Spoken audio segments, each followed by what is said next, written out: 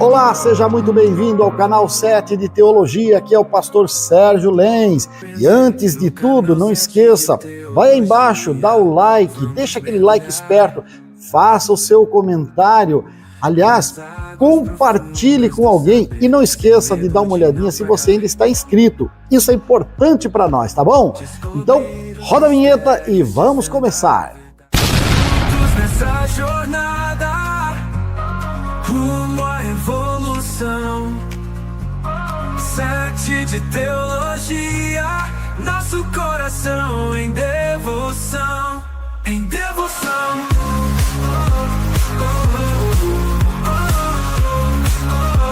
Marcos capítulo 11, versículo 12, a seguir, que diz o texto desta maneira: no dia seguinte, quando saíram de Betânia, teve fome, e vendo de longe uma figueira com folhas, foi ver se nela, porventura, acharia alguma coisa.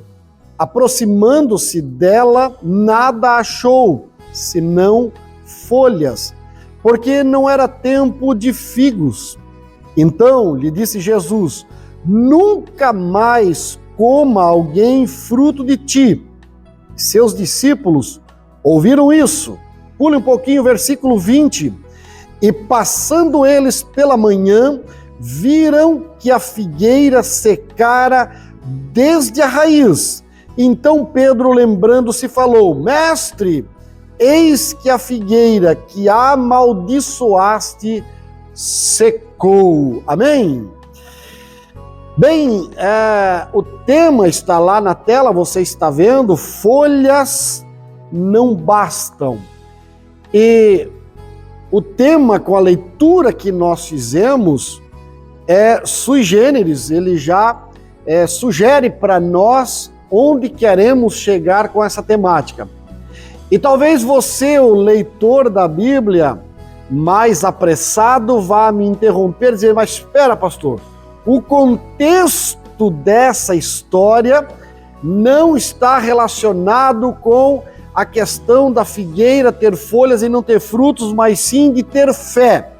Porque nos versículos seguintes, Jesus, ao ser interpelado por Pedro, inclusive, eu não li o 22 para frente, mas Jesus usa isto como um momento de ensino, um momento didático aos seus discípulos e diz: pois bem, o que eu quero ensinar para vocês é, se vocês tiverem fé, e essa fé de fato for uma fé ativa, vocês dirão a um monte: transporta-te daqui para o mar, e isso será feito. Por quê?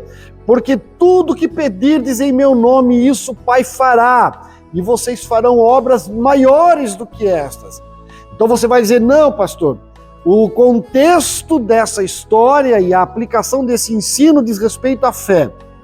Mas deixa eu ir um pouquinho para frente, porque logo depois de Jesus falar acerca disto, ele diz no versículo 25: e quando estiverdes orando, se tendes alguma coisa contra alguém, perdoai, para que o vosso Pai Celestial vos perdoe as vossas ofensas.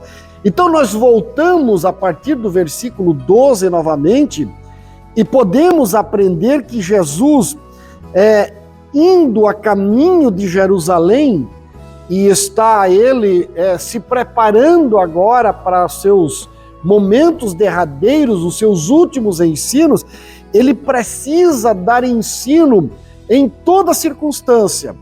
E a circunstância agora vai nos ensinar que Jesus teve fome. E tendo fome, ele não só expressa a sua humanidade, mas também ele aproveita para nos mostrar que não basta ter folhas, precisa ter fruto, é o que ele espera. Não basta ter aparência, precisa realmente ter consistência, uma vida que vale a pena. Então, quando nós olhamos para essa parábola, isso aqui é uma parábola da vida, é uma parábola viva, eu vou encontrar aqui pelo menos 3 verdades, 3 ensinos que nós precisamos nessa noite internalizar, fazer ficar gravado dentro do nosso coração, para que nós venhamos a aprender aquilo que Deus deseja de cada um de nós. E a primeira verdade está no versículo 12. Ao final do versículo, no dia seguinte, quando saiu de Betânia, teve fome.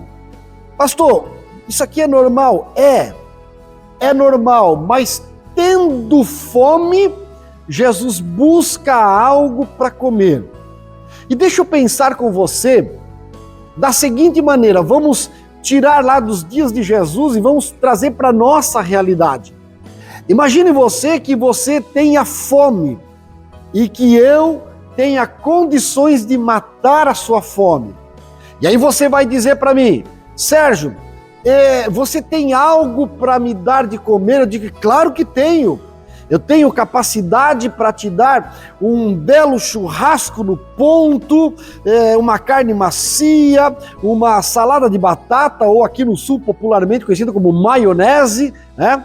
Uma salada mista, quem sabe com alguns grãos por cima, um arroz temperado no alho, ou talvez uma boa macarronada e um bom suco, e você vai dizer: uau, estou salivando, onde está?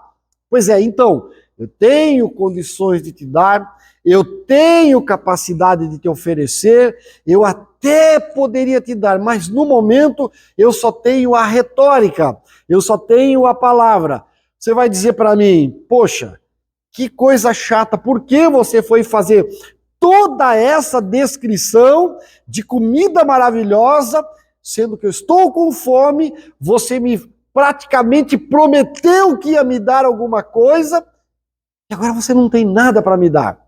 Então, quando o texto diz que Jesus teve fome e olhou para aquela árvore buscando nela fruto, Jesus estava fazendo o que lhe era mais, eu ia dizer próprio, lógico, racional, mas o que lhe era de direito.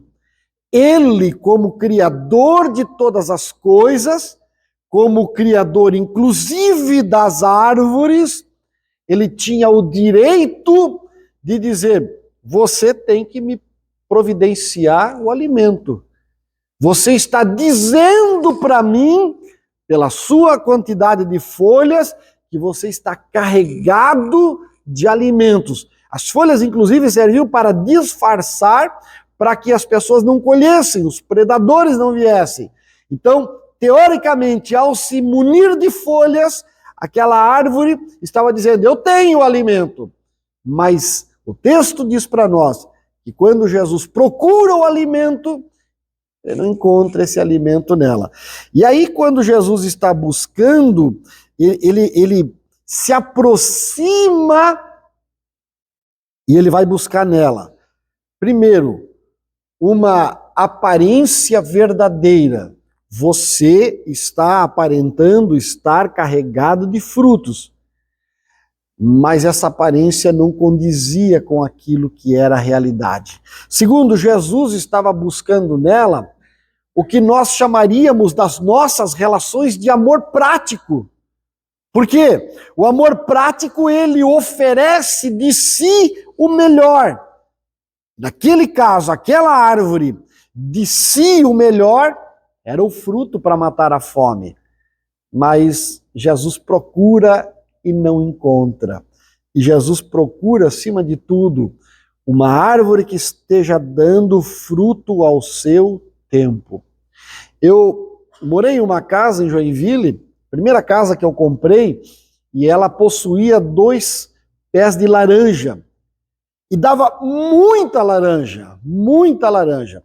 E eu fiz um plano para a próxima estação, umas 2 ou 3 estações, ela deu muita laranja, e eu fiz um plano: eu vou pegar esse tanto de laranja e vou doar, quem sabe até vou doar para alguns missionários, nós tínhamos muitos missionários que sustentávamos, fazer um pacote quando eles vierem aqui, e eu vou deixar reservado essa laranja.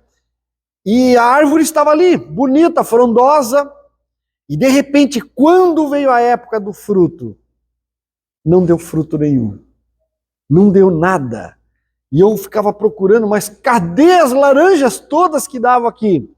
E aí eu fui procurar com mais cuidado e descobri que por baixo da casca as formigas se instalaram e foram cavocando pedaço por pedaço e chegaram na seiva central daquela árvore. Mataram a seiva e a árvore estava totalmente morta. Mas não obstante isso, a última folhagem ela havia conseguido mandar para cima. E ela tinha as folhas, tinha tudo para ter as laranjas, mas não tinha mais laranja porque estava morta. Pois bem, quando Jesus vem para esta árvore e procura, eu fico pensando, queridos, que algumas vezes, em alguns lugares, com algumas pessoas, sob alguma circunstância, Jesus também tem fome de uma vida cristã em nós. Ele vem ávido, ele vem com vontade de encontrar fruto para a vida eterna. Fruto que faça com que o reino seja glorificado. Mas ao olhar para nós, o que ele vê? Não há resultados plausíveis. Não há resultados mensuráveis de acordo com a estatura do reino. Em alguns casos, em alguns lugares, em algumas vidas, o que você encontra é uma folhagem de religião vazia, uma expressividade de muito barulho, de muita aparência, de muita religiosidade, mas que não tem fruto para a glória de Deus. E Jesus não mudou, apesar dos quase 2000 anos que separam a sua partida para os céus, sob promessa rígida de voltar e buscar uma igreja cheia de frutos. Ele não mudou. Ele ainda continua, ocasionalmente, passando pelas igrejas. Ele escreve para as igrejas da Ásia: eu sou aquele que passeia no meio dos castiçais.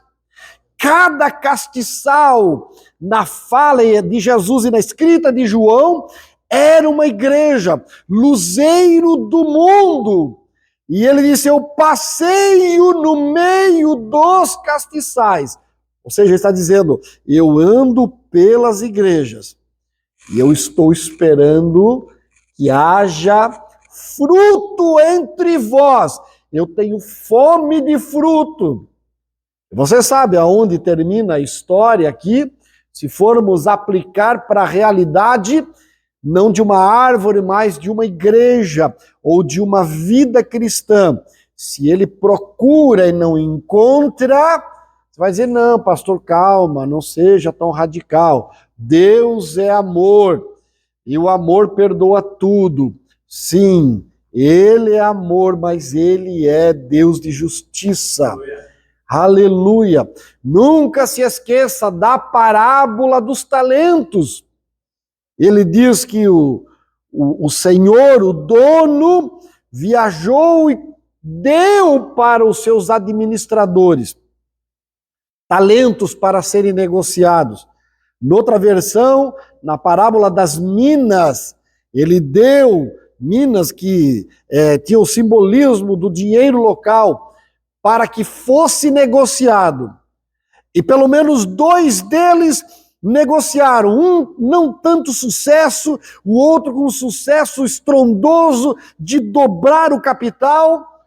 E o Senhor diz: muito bem, servo bom e fiel, entra para o gozo do teu Senhor. Mas o texto também vai nos dizer que pelo menos um daqueles servos ficou com medo, e ao ter medo, ele enterrou o talento na terra. Irmão, isso aqui brada muito ao meu coração, porque eu confesso para você que em momentos de fraqueza, e para você que já leu o meu livro, você vai entender o que eu estou dizendo, eu já tive vontade de enterrar o meu talento na terra. Ah, eu sou professor por natureza e quase por formação também, né? Eu só não tirei a licenciatura, mas pude lecionar em universidade, pude lecionar em outras séries. Mas veja, eu tive vontade, irmãos. Certa feita, ainda estava em Joinville, um amigo meu ofereceu a oportunidade, ele disse: Sérgio, queres arrumar uma boa para ti? Quanto que você ganha? Ah, hoje meu salário aqui tá... Na época era coisa de 2 salários mínimos e meio, no máximo. 2 salários mínimos e meio. Não era mais que isso. Ele disse: eu consigo para ti. Faz 9 meses de história. Licenciatura de história. 9 meses é suficiente. E aí eu consigo para você nos 3 maiores colégios de Joinville particulares. Você vai dar uma aula num segunda, no outro quarta e no outro sexta. Tranquilinho, meu irmão. E você vai ganhar pelo menos 3 vezes mais do que você ganha aí. Que tal? E olha, meu irmão, confesso para você que coçou as mãos, viu? Coçou. Ia trabalhar segunda, quarta e sexta, ia ganhar 3 vezes mais. Quem é que não coçaria a mão? Mas eu ouvi a voz do Espírito Santo dizendo: vai enterrar na terra o teu talento. Você entende o que eu estou dizendo? Porque Jesus vai passar por você e por mim. Uma hora para outra ele vai dizer: cadê o teu talento? Cadê o fruto do talento que eu te dei? Está funcionando esse negócio ainda? Porque é mais ou menos como nós dizermos: ah, eu sou pai, eu sou mãe, e aí o meu filho, a minha filha, chegou à maioridade, ó, não tenho mais nada a ver com isso. Vaza da minha casa, some, não tenho mais compromisso com você. Qual é o pai? Qual é a mãe em sã consciência que faz isso? A não ser que tenha lá uma dificuldade muito grande, que haja uma briga, porque às vezes os filhos chegam à maioridade, e às vezes nem chegam à maioridade, e querem viver uma vida dissoluta. E aí acontece como o filho pródigo. O pai disse: tá bom, se tu quer viver do teu jeito, vai. Mas a casa do pai está sempre te esperando. Aleluia. Então, nós geramos filhos, e aí acontece o que a minha avózinha dizia: filhos pequenos, problemas pequenos, filhos grandes, problemas grandes, e nós vamos sofrer sempre por eles, por mais que eles não falem conosco, por mais que eles saiam de casa, por mais que eles vazem pelo mundo, mas a cabeça de um pai e de uma mãe vai estar sempre lá, na preocupação. Pois é, Deus também se preocupa contigo e comigo. Deus está sempre olhando por nós, Ele sempre quer alguma coisa a mais de nós. Então, Jesus não quer uma vida religiosa.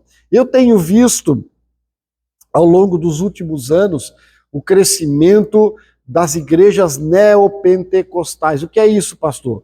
É aqueles movimentos que vivem só de festa, só de barulho, só de eventos importantes, só de luzes, de shows. Pastor, mas não é legal isso? É, mas isso é que nem cinema, pacote de salgadinho, Helma Chips, passeio na praia.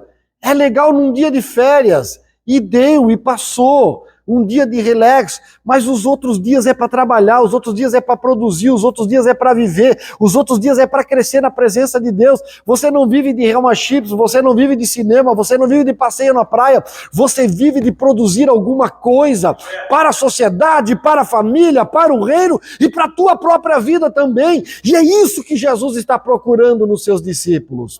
Aleluia. Então, primeira verdade, Jesus tem fome e Ele procura fruto em nós. A segunda verdade que eu encontro nesse texto está no versículo 13. Vendo de longe uma figueira com folhas. Querido, folhas apontam para a aparência, para a religiosidade de forma externa. Eu gosto de uma... É uma expressão assim, estereótipo exterior. Ah, uma frasinha bonita, né? Essa expressão bonita, né? Estereótipo exterior. Que é isso, pastor? Nada mais é do que a parte de fora. é aquilo que você se apresenta do lado de fora. Quantas vezes, de outra maneira, você vem a um culto, lá dentro você está arrebentado, lá dentro você está quebrado, você está amassado, moído, doente, dizendo: ah, se alguém soubesse o que eu estou passando. Ah, se alguém soubesse as minhas tristezas. Ou aquela expressão que eu gosto de usar sempre, extraída lá da psicologia: ah, se Deus conhecesse os meus demônios interiores. Que nada tem a ver com estar demoniado, né? É as lutas internas. Mas do lado de fora, alguém te cumprimenta e você diz: a paz do Senhor, meu irmão. Tudo bem? Tudo bem, graças a Deus. Se não é crente, boa noite, meu amigo. Tudo certo com você? Tudo maravilha. Aleluia, aleluia. Aparências. Pastor, e não é para ser assim? É para ser assim. Em nome da sociedade politicamente correta, em nome de não ter que estar dando explicação interminável, em nome de não ser mal interpretado, é melhor que a maioria não saiba do que você está passando. É bem melhor ficar com a boquinha fechada. Tá? Mas, no quesito presença de Deus, e eu tenho uma fala aqui que eu gosto de repetir sempre, você já viu como nós somos? Lá fora, diante do mundo, diante do adversário, diante das lutas, nós somos assim, ó, tô fraco. Mas quando nós chegamos aqui na igreja, que era para chorar, que era para rasgar a alma, que era para abrir o coração, que era para bradar a plenos pulmões: eu preciso de Cristo. Aí a gente senta assim, ó, dá uma arrumada, pigarreia. Canta, irmão. Eu não sei cantar. Glorifica, irmão. Isso é coisa para crente novo. Abra a tua boca, crente. Eu não preciso ser mandado por ninguém. Fica de pé, meu irmão, para louvar a Deus. Ninguém manda em mim, eu vou ficar sentado. Senta, irmão, agora eu vou ficar em pé. Espera dar o amém para ser abençoado tu e tua casa. Eu não preciso ficar mais, vou embora quando quero. Ó, narizão em pezão, forte, aparência de religiosidade. Meu irmão, aqui que era para você se quebrar todinho, vim moído. Sabe aquele hino do Marcos Antônio? Toma os pedaços do meu ser. Era para chegar assim, quebrado, rebentado, dizendo: Deus, era para pegar um canto e só levantar dali quando não desse para ficar mais, porque molhou o estofado de tanto chorar. Mas daí aqui, senta, eu sou o rei, aqui, quem manda em mim. Para! A gente já gastou uma nota para estofar esse banco para não te doer o cotovelo, para botar a cara aí e chorar, meu irmão. Para dessa falsa religiosidade. Te atira aos pés de Cristo, porque Ele tem fome e quer ver o que está acontecendo. Talvez você esteja como o meu pé de laranja, bonito por fora, mas cheio de bicho te comendo por dentro. Deixa Cristo passar um veneno, matar essas pragas e te dar vida novamente. Namandorabachai. Aleluia. Porque a ausência de fruto revela esterilidade espiritual. Estéril, só tem um jeito para estéril. Quem é que arrisca qual é o jeito para o estéril? Vamos para a Bíblia? 1 Samuel, capítulo 1 a seguir. Tem uma mulher que é estéril e que era zombada por isso, mas ela não permite viver uma religião falsa. Ela vai para o canto chorar e clamar ao ponto de ser tida por uma mulher embriagada. E quando o sacerdote não entende nada, ela diz: eu não estou bêbada, mas estou aqui clamando ao Deus que ouve as minhas orações. Aleluia! Qual foi a última vez que você parou de fato para clamar ao Deus que ouve as tuas orações? Mas não é aquela reza tola, boba, fraca, desconexa. Meu pai, para, irmão! Pelo amor de Deus! Se você tem um grande problema, lembre-se, você tem um grande Deus, mas a ponte que te leva até lá não é uma religiosidade aparente. A ponte que te leva do grande problema para o grande Deus é a ponte da busca incessante, da busca forte, da busca que produz fruto de verdade. Aleluia, aleluia. É possível ter Bíblia, frequentar culto, usar linguagem de crente e não ter vida com Deus. Não ter vida com Deus. Complicado isso. Aparência sem fruto é um engano bem perigoso, viu? Mas para a gente poder começar a caminhar para o final, terceira verdade que eu aprendo aqui está no versículo 14. Nunca mais, Jesus diz, coma alguém fruto de ti. E amaldiçoou aquela árvore. Aí você vai dizer, pastor, mas Jesus amaldiçoou agora? Quer dizer que se o camarada não deu conta com as coisas da vida, Jesus vai amaldiçoá-lo? Não, olha, deixa eu falar uma coisa para você. Jesus não condenou a árvore que tentou dar fruto e falhou. Não. Ele condenou a árvore que nunca frutificou, mas fingia que tinha fruto. E essa é a grande diferença. Jesus não vai te condenar porque você tentou e falhou. Jesus não vai te condenar porque você errou mais uma vez. Jesus não vai te condenar porque você está bichado por dentro, porque o inimigo das nossas almas achou uma brecha nos teus pecados e começou a minar as tuas forças. Não, Jesus não vai fazer isso não. Jesus, ele vai cuidar daquele que está ferido. Tanto que o profeta Isaías, ele inspirado por Deus, ele escreveu, o Senhor está mandando escrever aqui, está soprando no meu ouvido. Escreve aí, Isaías. Eu sou o alto e sublime, que habito num alto e sublime trono. Mas também eu desço para habitar no coração do contrito e do quebrantado, para vivificá-lo. Aleluia! Então, Jesus não condena quem não consegue frutificar por fraqueza. Jesus condena quem finge que está dando fruto.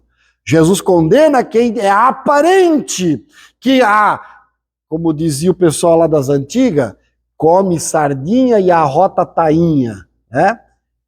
Jesus está condenando esse tipo de perfeição que não existe, mas que se aparenta. E isso é tanto verdade que Jesus nunca, irmão, escreva isso, vai cobrar de você a perfeição. Porque no dia que ele fizer isso, ele deixa de ser Deus. Porque só ele é perfeito. Só ele conseguiu atravessar um ministério nessa vida e nunca errar, nunca pecar. Ele conseguiu. E ele deu exemplo para que nós sigássemos as suas pisaduras, de modo que tentássemos, da melhor forma possível, caminhando nos mesmos passos dele, acertar. Mas ocasionalmente você vai errar, ocasionalmente você vai falhar, ocasionalmente você vai se quebrar pelo meio do caminho. Mas aí ele conta uma parábola e ele está falando dele mesmo. Ele diz que certo pastor, tendo 100 ovelhas, ao chegar no aprisco, conta as suas ovelhas e descobre que 99 estão bem, mas tem uma que não está bem. E sabe o que o pastor faz? Ele deixa as 99 no aprisco, seguras, guardadas, protegidas, abençoadas, mas ele é o bom pastor que vai atrás da sua ovelha. Aleluia! Ele ainda hoje continua procurando ovelhas perdidas, ovelhas caídas, ovelhas machucadas, ovelhas que tentaram e não conseguiram. Quantos, irmãos, quantos que você conhece, que eu conheço, que começaram uma carreira maravilhosa, que foram fortes, que andaram, não andaram, voaram, mas foram abatidos em pleno voo. Diz para mim, soldado ferido fica para trás? Não pode, não pode. Quando o Júnior cantava, há muitos feridos, choram de angústia e de dor, clamam por proteção e por paz. Amigos, soldados, nós estamos aqui para resgatar estes soldados. Nós estamos aqui para estender as mãos. Mas entenda, querido soldado, soldado ferido, machucado, o Cristo que te procura, o Cristo que olha para o teu coração, é o mesmo Cristo que tem os olhos que conseguem olhar o mais íntimo da alma. E ele se apresenta para João, e João escreve isso no livro do Apocalipse: os seus olhos são como chama de fogo, que prescrutam a alma, vão lá no íntimo.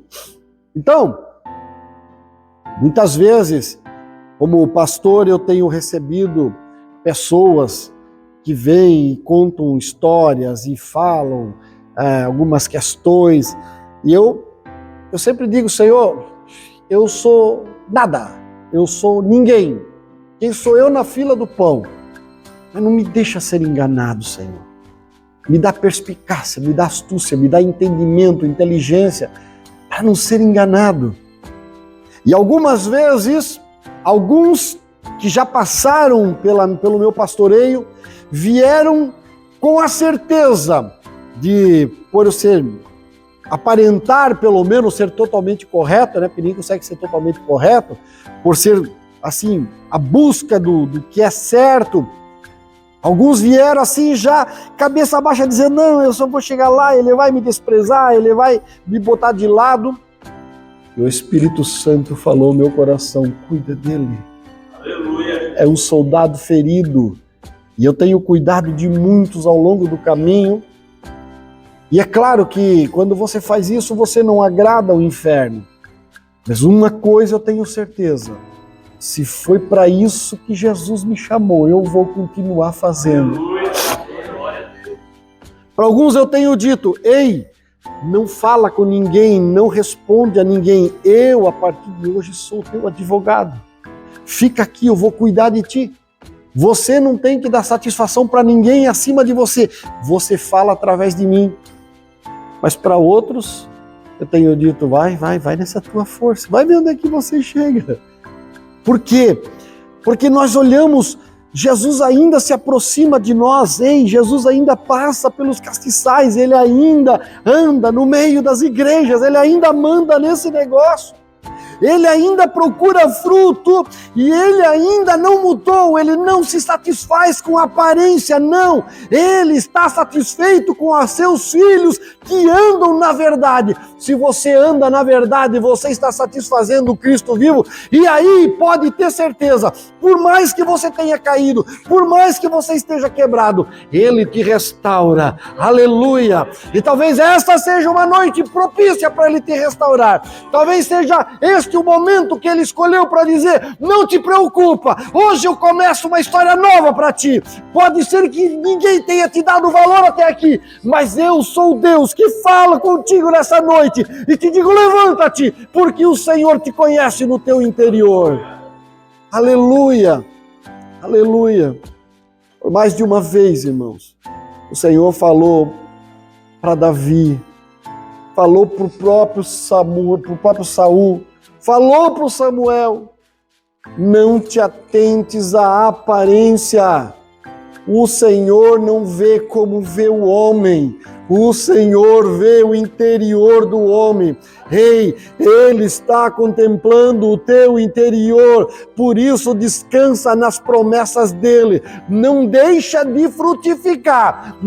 Esquece essa história de neopentecostalismo, de festinha, de oba-oba, de luzes, de pulo, de show. Vem fazer um propósito com o Deus vivo. Para de se vestir com folha de figueira. A primeira coisa que Deus mandou Adão fazer: tira essas folhas, eu vou te dar pele. A pele significa sacrifício, e o sacrifício precisa estar na vida daquele que quer morar no céu. Deus te abençoe, te dê uma semana próspera e frutífera. Afinal de contas, Ele ainda é o maior, o melhor e o mais fiel companheiro. Forte abraço!